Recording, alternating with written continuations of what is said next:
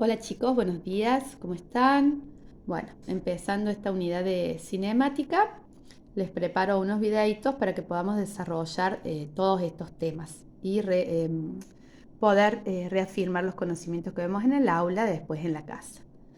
¿Sí? La cinemática podemos decir que es la rama de la mecánica, que está dentro de la física, que estudia el movimiento de los cuerpos sin tener en cuenta qué los ha provocado, cuáles son las causas. ¿Cuándo decimos que un cuerpo se mueve? Un cuerpo se mueve cuando cambia de posición o de lugar con el paso del tiempo. ¿Sí? Eso lo podemos saber si tenemos un sistema de referencia. Para eso lo necesitamos. Un sistema de referencia, algún punto fijo, ¿sí? A partir del cual nosotros podamos ver la posición o el lugar en el que está inicialmente ese cuerpo y si al transcurrir el tiempo ha cambiado, ha variado. Ese sistema de referencia muchas veces en la física son los ejes de coordenadas cartesianas. Cuando cuando el cuerpo no cambia de posición, al transcurrir el tiempo decimos que está en reposo, o sea que está quieto, no se ha movido, no ha habido movimiento. Esto lo podemos aplicar, ¿sí?, a objetos inanimados como una pelota, como un satélite que orbita alrededor de un planeta, como hojas que caen de un árbol, un auto que se mueve, ¿sí?, como a seres vivos, personas, animales. Es muy importante entonces esto de saber cuándo un cuerpo está en movimiento. ¿Cuáles son los elementos que vamos a tener en cuenta para estudiar un movimiento? Primero, el móvil. Y le vamos a decir móvil a todo cuerpo que se esté moviendo, ya sea, como dijimos recién, un objeto inanimado como un ser vivo. Pero todo cuerpo que se mueve en física le llamamos móvil. Vamos a tener la trayectoria, que es el camino que sigue el móvil durante su movimiento, como dijimos recién. Un sistema de referencias.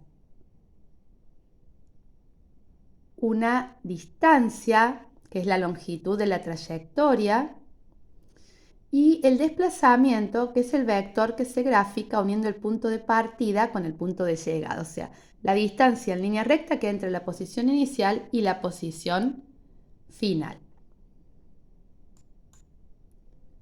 Hay varios tipos de trayectoria, este camino que sigue el móvil para ir de la posición inicial a la final. Y vamos a ver que hay trayectorias rectilíneas, en línea recta, trayectorias circulares, línea recta, circulares, parabólicas, también elípticas, como las que siguen los planetas alrededor del Sol, o irregulares, como la que sigue una mariposa en su vuelo, por ejemplo. ¿Sí? Dentro del movimiento parabólico, cuando un jugador de fútbol patea una pelota, cuando tiran una pelota en el básquet para encestar en el aro. El movimiento circular en pistas de carrera muchas veces son circulares, y el movimiento rectilíneo en una carretera bien en línea recta pueden ser diferentes ejemplos. Asociado a la trayectoria están dos magnitudes llamadas distancia y desplazamiento. ¿Sí? La distancia no es lo mismo que el desplazamiento, aunque a veces coincida su valor.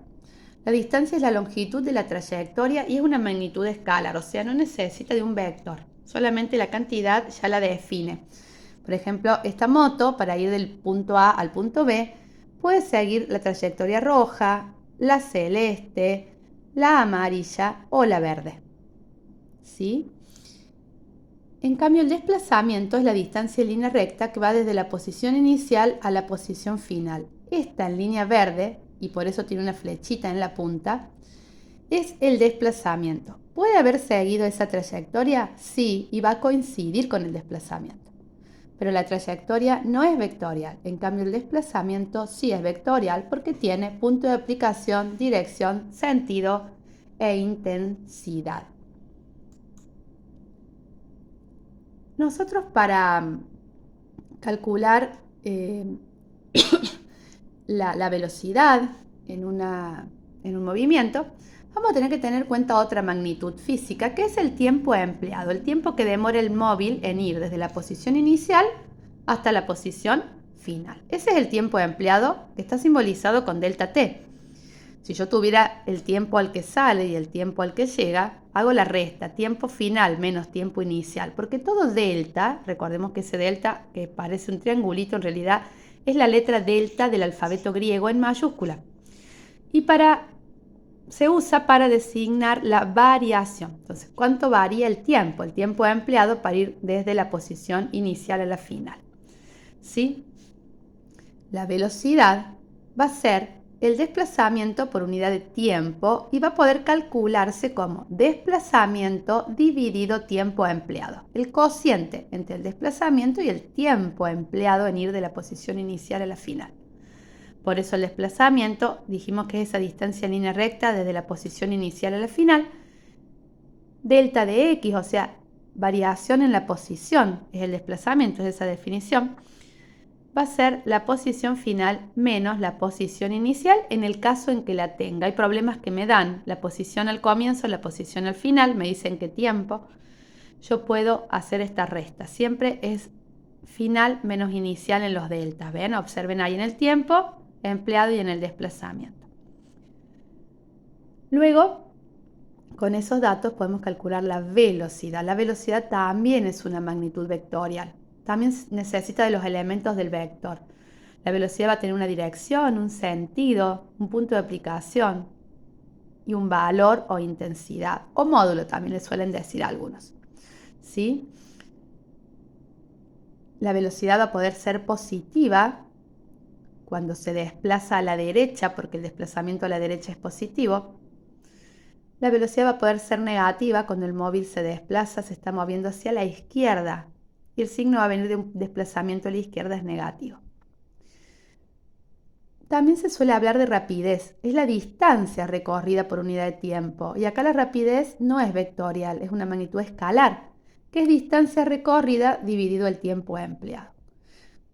Recién en la diapositiva anterior vimos la diferencia entre distancia y desplazamiento, y eso se extiende a la diferencia entre la velocidad y la rapidez. Acá les puse un cuadrito con las unidades en los tres sistemas que nosotros vemos en clase. Sistemas de unidades MKS, sistema de unidades EGS, sistema técnico. Estas no son unidades, chicos, son sistemas que abarcan, engloban ciertas unidades que están relacionadas entre ellas. Bien, en el sistema MKS la distancia y el desplazamiento se miden en metros, el tiempo empleado en segundos, por lo tanto la velocidad y la rapidez van a tener unidades de metros sobre segundos. En el sistema CGS la distancia y el desplazamiento se van a medir en centímetros, el tiempo empleado en segundos, por lo tanto la velocidad y la rapidez van a expresarse en centímetros sobre segundos. Y en este tipo de magnitudes, el sistema técnico coincide con el sistema MKS, metros para distancia y para desplazamiento, tiempo empleado en segundos. Todos los sistemas tienen el tiempo en segundos. Y la velocidad o rapidez nos van a quedar también en metros sobre segundos. O metro por segundo solemos decir. Pero cuando decimos metros por segundo es que recorre esos metros por cada segundo. ¿Sí? Pero en realidad está dividiendo la unidad segundo. Ojo con eso, prestemos atención si sabemos la definición y la fórmula y aplicamos el sentido común. Otras unidades de uso cotidiano son kilómetros por hora, metros por minuto, centímetros por minuto. O sea, los kilómetros que recorre por cada hora, los metros que recorre en cada minuto, los centímetros que recorre en cada minuto. Y así podemos tener varias unidades y al conjugar diferentes unidades de distancia y de tiempo.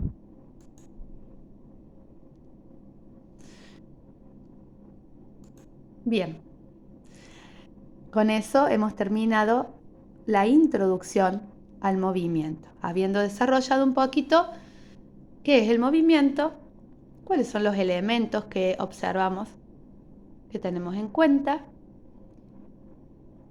qué es la velocidad y cuáles son las unidades que vamos a manejar. Seguimos en el próximo video.